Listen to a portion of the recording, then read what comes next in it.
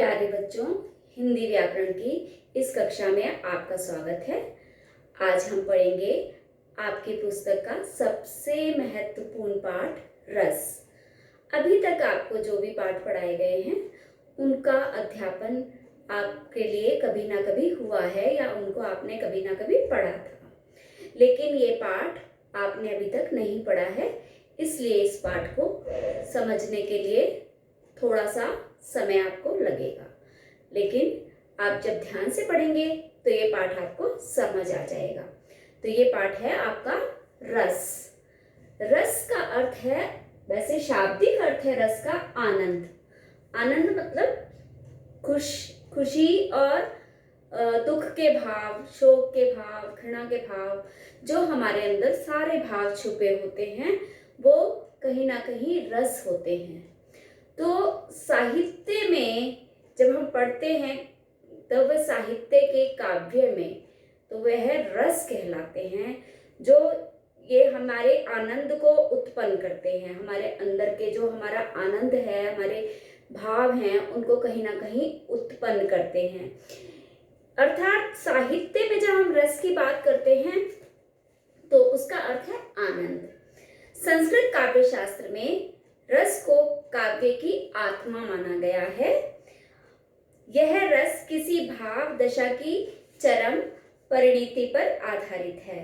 जब हम कोई नाटक देखते हैं या हम कोई पिक्चर देखते हैं तो वहाँ पर जो कथा चल रही होती है, हमारे हृदय के भाव जो हैं उसके अनुकूल परिवर्तित होते रहते हैं और उस आनंद को ही जो हमारे अंदर हमें महसूस होता है उस क्षण, तो वह रस कहलाता है।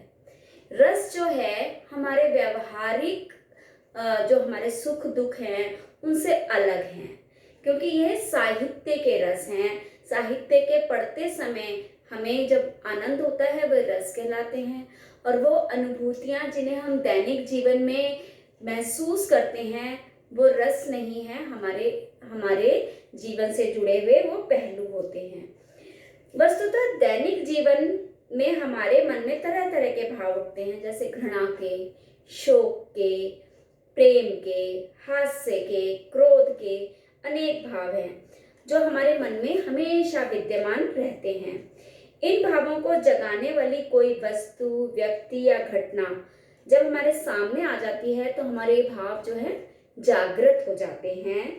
इन भावों को जगाने वाली कोई वस्तु, व्यक्ति, घटना जब सामने आती है तो ये भाव हमारे जागृत हो जाते हैं। उदाहरण के लिए जब कोई शत्रु हमारे सामने आता है तो हमारे अंदर क्रोध के भाव आ जाते हैं, या कोई हमें हंसी के लिए चुटकुला सुनाता है या कोई हंसने की बात होती है तो हमारे अंदर वो हंसी के भाव आ जाते हैं, उनके सुनकर हम हंसने लगते हैं। तो वह हमारे दैनिक जीवन से जुड़े होते हैं। लेकिन जो भाव हमें जो भाव जो हमें काव्य को पढ़ के महसूस होता है वो रस है ना। कहने का तात्पर्य यह है कि दैनिक जीवन में जो भाव हैं मन में जागृत होते हैं वे हमारे मन में दुख सुख की अनुभूतियां देते हैं, जबकि जब हमारे ये रस जो हैं ये हमारे चेतना को जगाते हैं, थोड़ी देर के लिए जागृत कर देते हैं। जीवन में यदि कोई भाई, बंधु या कोई मित्र हमें कष्ट पहुंचाता है तो हमें दुख होता है और क्रोध आता है, पर यदि नाटक में कोई किसी को मारता है या कोई किसी को डांटता है तो वह रस नहीं है, हमें दुख नहीं होता, लेकिन एक अनुभूति होती है, करुणा की अनुभूति। तो ये जो अनुभूति है वह रस है। इसकी पहचान यही है कि दैनिक जीवन में हम कभी नहीं चाहेंगे कि हमारे भाई बहन या को हम कोई कष्ट दें या वो हमें कष्ट पहुंचाएं। इसके विपरीत जो हम फिल्म देखते हैं, नाटक देखते हैं या काव्य पढ़ते हैं तो उसमें जो भाव हमारे अंदर जागृत होते हैं वह हमारे रस हैं, वह हमारे भावों से, लौकिक भावों से अलग होते हैं। ठीक है, इस तरह से निष्कर्ष ये कहा जा सकता है कि नाटक को देखने या साहित्य को पढ़ने से जो भाव हमारे मन में जागृत होते हैं वे सुख और दुख अनुभूतियां ना जगाकर आनंद की अनुभूति जगाते हैं। वही आनंद हमें रस कहलाता है। वही जो आनंद है किस नाम से जाना जाता है? रस के नाम से। तो रस के महत्वपूर्ण बिंदु कौन कौन से हैं? कि रस जो है शब्द का शाब्दिक अर्थ क्या है? आनंद। रस का शाब्दिक अर्थ जो है पुस्तक के अनुसार, आपका साहित्य के अनुसार क्या है? आनंद। काव्य को पढ़ने या नाटक को देखने से जो भाव हमारे मन में जागते हैं वे भाव सीमित नहीं होते। रस या आनंद तक आनंद दर्शक या पाठक ले सकते हैं। मतलब उसका आनंद केवल हम पढ़ने से या देखने के समय ही ले सकते हैं। कभी हम जो मूवी देखते हैं तो हम हंसते हैं उस मूवी को देख के, कभी कोई हम ऐसा गाना सुनते हैं तो हम अपने भावों में उसमें खो जाते हैं, दुख का, करुणा की अनुभूति करने लगते हैं। लेकिन जैसे वो गाना खत्म होता है हम वापस अपनी उसी अवस्था में आ जाते हैं जैसे हम होते हैं। तो वो हमारे जो है थोड़ी देर के लिए जो हमारे भावों को जागृत कर रहे हैं वो, तो ये क्या है? रस है, उसका हम आनंद ले रहे हैं। चाहे हम दुख का आनंद ले रहे हों, चाहे हम शोक का आनंद ले रहे हों, चाहे हम खुशी का आनंद ले रहे हों, प्रसन्नता का ले रहे हों, हास्य का ले रहे हों, तो ये सभी आनंद जो है वो रस कहलाते हैं। काव्य या नाटक को जगाने वाले भाव सुखात्मक दुखात्मक अनुभूतियां नहीं जगाते हैं, बल्कि लौकिक जगत में जगने वाले भाव सुखात्मक दुखात्मक अनुभूतियां जब हमारे अंदर जागृत करते हैं। क्योंकि वो भाव जो है हमारे साथ बीतते हैं, जो क्षण, उनको हम अपने हृदय में संजो लेते हैं और वो दुख और सुख के क्षण हमारे साथ हमेशा चलते हैं। जबकि साहित्यगत जो हमारे भाव हैं, रस जिसे हम कहते हैं, वो क्षणिक होके हमारे अंदर वापस सुप्त अवस्था में चले जाते हैं। भाव हमारे मन में स्थायी रूप से, ये सारे भाव जो हैं हमारे अंदर स्थायी रूप से रहते हैं। कौन कौन से भाव? दुख का भाव, सुख का भाव, है ना। तो इन्हें हम कौन कौन से भाव कहा जाएगा? इनको कहा जाएगा घृणा, प्रेम, क्रोध, हास्य। ये सब हमारे भाव हैं जो हमारे अंदर हमेशा रहते हैं और ये स्थायी भाव में हमारे हृदय में विद्यमान रहते हैं। लेकिन जब कोई घटना या क्रम या ये सामने हम इसको घटित होते हुए देखते हैं या सुनते हैं, तो ये जो हमारे अंदर सोए हुई अवस्था में होते हैं तो वो हमारे स्थायी भाव हैं। जब ये सोई हुई अवस्था के भाव जो है, जब ऐसी कुछ घटनाक्रम हमारे सामने देखते हैं, सुनते हैं, पढ़ते हैं, तो ये क्षणिक तौर पे जागृत हो जाते हैं। जब ये जागृत हो जाते हैं तो यही अनुभूतियां जो हैं ये क्या कहलाती हैं? रस कहलाती हैं। तो इस तरीके से इन्हें हम साहित्य के रस कहते हैं, क्योंकि इनको जगाने वाली कोई सामग्री जैसे वस्तु या व्यक्ति या कोई घटना जब हमारे सामने आती है तो हमारे अंदर सोए हुए ये भाव जागृत हो जाते हैं। जैसे कभी कभी क्रोध की अवस्था होती है कि आप किसी बात पर पेरेंट्स को, अपने अभिभावकों को तंग करते हैं, तो थोड़ी देर के लिए वो आपको एक बार डांटते हैं, दो बार डांटते हैं, तीसरी बार एकदम उनके अंदर आप देखते हो सडन चेंज आ जाता है कि वो आपको गुस्सा करते हैं बहुत जोर से। और गुस्सा जब आपके ऊपर करते हैं तो आप एकदम सहम जाते हो और उन्हें भी मतलब एकदम गुस्सा करके और वो थोड़ी देर में ही शांत हो जाते हैं। तो जैसे वो शांत हो जाते हैं, इसका मतलब ये क्या है कि भाव सोया हुआ एक बार कहने से, दो बार कहने से वो भाव जो है जग रहा है, पर आप नहीं जब सुनते हैं तो वो भाव जो है अपनी चरम अवस्था पे आ जाता है। तो जब वो चरम अवस्था पे आ जाता है भाव, तो वह क्या हो जाता है? जागृत होके आपके ऊपर क्रोध के रूप में प्रकट होता है और थोड़ी देर में ही शांत हो जाता है। तो ये क्या है? आपके अंदर जो आपके अभिभावक के अंदर वो क्या है? रस है ना। तो क्या भाव जगा? स्थायी भाव में उनके अंदर क्रोध था। आपको देख के, आपकी गतिविधि को देख देख के उनके अंदर का वो भाव जागा और जैसे ही वो जागा तो उन्होंने आपके ऊपर क्रोध किया और जो क्रोध हुआ और उसके बाद वो शांत हो गए। तो वो क्रोध जो था चरम अवस्था पे पहुंचा और शांत हो गया। तो इस तरीके से हमारे जो भाव हैं, इनको जो हमारे अंदर भाव जगे हुए हैं वो चार प्रकार से रस के भाव माने जाते हैं। रस के भाव कितने हैं? चार। रस के अव्यय बोलते हैं इन्हें। रस के चार अव्यय हैं। कौन कौन से हैं?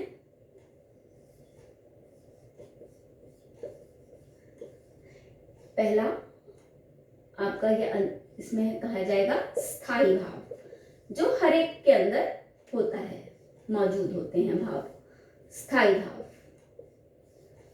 फिर आता है इसके बाद दूसरा विभाव।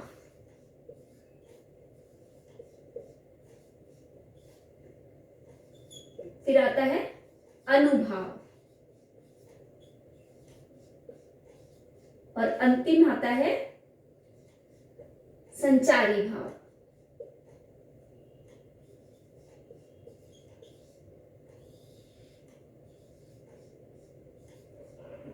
तो प्रत्येक प्राणी के अंदर ये 4 भाव हमें रस में देखने को मिलते हैं। कौन सा?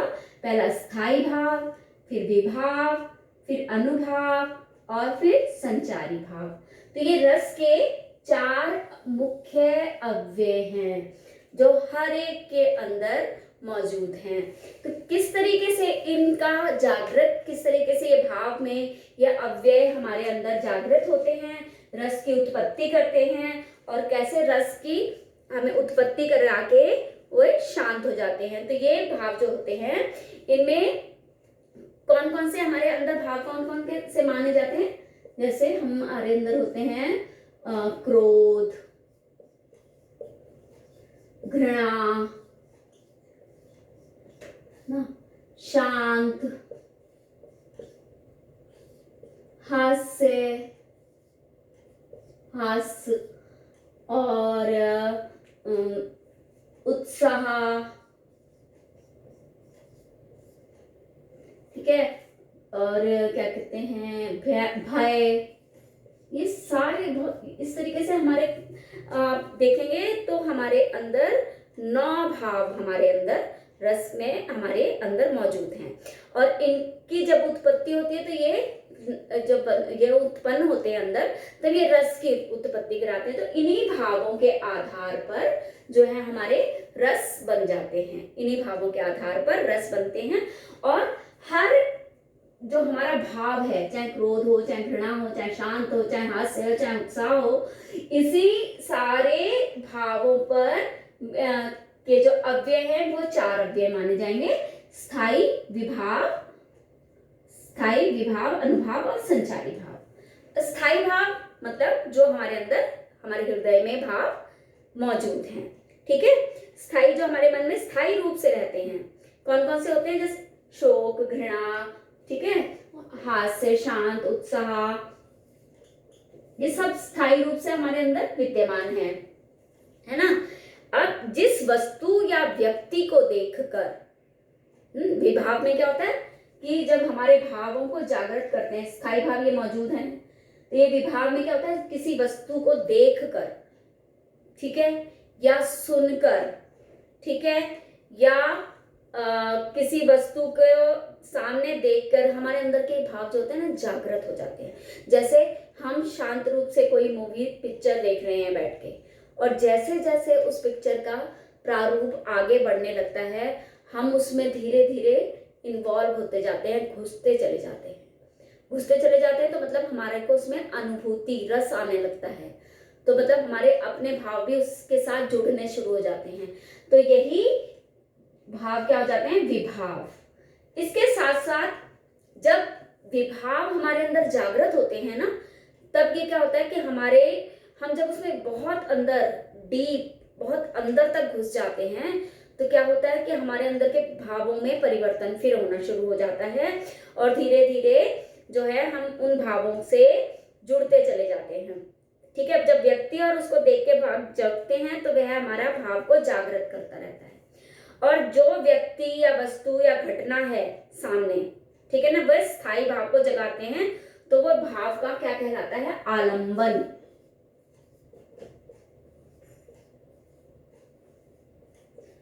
ठीक है, जो घटना व्यक्ति हमारे अंदर के भाव को जो जगा रहा है, जगाने वाला है, वो क्या है? आलंबन, ठीक है, वो जो हमारे भाव को जगा रहा है और भाव को और अधिक उद्दीप्त करता है। मतलब हमारे अंदर उसको देख के जब जग रहे हैं भाव, हमारे अंदर की तीव्रता जब आ रही है, तो वो दूसरा भाव जो क्या हो जाता है? उसका उद्दीपन, ठीक है। जो घटनाक्रम सामने देख रहे हैं, जग रहे हैं, जहाँ भावों को जगा रहा है वो आलंबन, और हमारे भावों में तीव्रता ला रहा है वो उद्दीपन। ठीक है, जिनको देख के हमारे भाव में तीव्रता आ रही है तो वो क्या कहलाते हैं, उद्दीपन। ठीक है, जैसे आप समझिए कि यहाँ उदाहरण के तौर पे कि आप कि किसी चीज को जैसे अभी आप हम पढ़ेंगे जब देखना, तो राम लक्ष्मण परशुराम संवाद में हम एक प्रसंग ऐसा पढ़ेंगे जब कि धनुष टूटा हुआ देखते हैं परशुराम जी, तो उस टूटे हुए धनुष को देखकर उनका क्रोध बढ़ रहा है, और वो शिव का धनुष उनके क्रोध का आलंबन है। लेकिन जब लक्ष्मण उस धनुष को टूटने की बात पे बड़ा चढ़ा के बता रहे हैं कि बेकार था, छोटा था, टूट गया, पुराना था, तो वो तो उनके क्रोध को और बढ़ाता जा रहा है उनकी बातें। एक तो धनुष टूटा हुआ देख के क्रोध बढ़ रहा है क्योंकि सामने वो वस्तु है, दूसरा उसके बारे में सुनते जा रहे हैं कि ऐसा था वैसा था, तो उनके क्रोध को जो जागृत कर रहा है, जो जागृत करने वाला जो है वो है उद्दीपन। तो इस तरीके से जो साहित्य में हम देखते हैं कि एक तो आलंबन है, वस्तु सामने देख के क्रोध आ रहा है, ठीक है, या हमारे अंदर के भावों को जागृत कर रहा है, और उस भाव उस जागृत को कुछ और बातें जो है और बढ़ा चढ़ा के बताई जा रही हैं, तो उससे वो और ज्यादा उनका दुख बढ़ रहा है, तो वो क्या हो गया, उद्दीपन। दुख, हंसी, मतलब कोई भी भाव हो सकता है जो बढ़ रहा है वो क्या कहलाएगा, उद्दीपन। और उस उद्दीपन के बाद ये विभाव के दो भाग हैं, उसके बाद जब अनुभाव तब आता है जब क्या होता है कि हमारी कायिक अवस्थाएं बदलने लगती हैं। कायिक अवस्थाएं मतलब शारीरिक अवस्थाएं भी बदलने लगती हैं। क्या हो जाता है, मनुष्य को या तो पसीना आने लगता है, या दुख का भाव आएगा तो वो रोने लगेगा, है ना, शोक का भाव आएगा तो कभी कभी बेहोश हो जाएगा, है ना। तो ऐसे जो भाव हैं, जो हंसी का हंसना, तेजी से हंसने लगेंगे, तो ये जो भाव हो रहे हैं, मतलब शारीरिक अवस्थाएं जब चेंज होती हैं, जिस भाव में हमारी शारीरिक कायिक अवस्थाएं, कि कभी कभी काया हमारे क्रोध में, कभी गुस्से में हाथ उठा लिया, या बेहोश हो गया, या आंसू आने लगे, ऐसे जो भाव हमारे अंदर जागृत होते हैं वो क्या कहलाते हैं, अनुभाव। अनुभाव के बाद जब हम एक इस चरम सीमा पे पहुंच जाते हैं, चरम सीमा कहते हैं उत्कर्ष, मतलब हमारा भाव कभी एकदम तीव्र हो जाता है कि जोर से रोना, या कोई बेहोश होके गिर गया, है ना, या कोई डर के मारे कांपने लगा, पसीना आ गया, सारे भाव हैं। सारे भाव के अंदर जो कायिक अवस्थाएं जो चरम सीमा पे सबसे ऊंचाई पे पहुंच जाएंगी, तो वो क्या कहलाएंगी, हमारे अंदर की संचारी भाव। और जब ये संचारी भाव तक ये कायिक अवस्थाओं में आ जाता है, हमारा कायिक अवस्थाओं में आ जाता है, उसके बाद जब हम चरम सीमा तक पहुंच जाएंगे तो वह भाव कहलाता है संचारी भाव। मतलब हमारा सबसे उत्कृष्ट भाव हो जाता है जो क्षणिक होता है। संचारी भाव क्या होता है, क्षणिक, ये कुछ क्षण के लिए रहता है। जब हम एकदम किसी को डांट के चिल्लाते हैं खूब जोर से, और उसके तुरंत बाद हम थोड़ी देर में एकदम शांत हो जाते हैं। तो जब चिल्लाना है, चिल्ला से कांप रहे हैं, क्रोध में चिल्ला रहे हैं या रो रहे हैं जोर से, तो ये सारे क्या है, हमारे संचारी भाव जो क्षणिक हैं, कुछ क्षण के लिए होते हैं। और इस जैसे ही हमारे अंदर के सारे भाव निकल जाते हैं तो वो क्षणिक होके तो वो वापस हमारी अवस्था आ जाती है, वो कहलाती है स्थायी भाव। मतलब चारों भावों में घूम फिर के हम किस में आ जाते हैं, पहले इसमें होते हैं, फिर इससे जागते हैं, फिर इससे हमारी काया में अवस्थाओं में चेंज आ जाता है, इसके बाद हम बहुत चरम सीमा पे पहुंच जाते हैं, और इसके बाद हम धीरे धीरे वापस अपनी ही पुरानी अवस्था में जब हम आ जाते हैं तो वो क्या कहलाएगा, हमारा संचारी भाव से वापस स्थायी भाव में आ जाएगा। इस तरह से रस का मतलब है आनंद। आनंद जो हमारे अंदर सब में मौजूद है, क्षणिक होता है। आनंद हमारा व्यवहारिक दृष्टि से जो हमारे साथ व्यवहार में हमारे जीवन में हम आता है उनसे अलग है, क्योंकि ये साहित्य से जुड़ा हुआ है, ये नाटक से, काव्य से और हमारे हम जो भी पढ़ते हैं साहित्य में उससे जुड़ा हुआ है। और इस तरीके से हम देखते हैं या घटनाक्रम को सुनते हैं तो ये चारों भावों की हमारे अंदर जागृति होती है और ये जागृति लास्ट में वापस स्थायी अवस्था में आ जाती है। तो वह साहित्य हमारी साहित्यिक जो भाव है वो हमारे स्थायी भाव में आ जाए।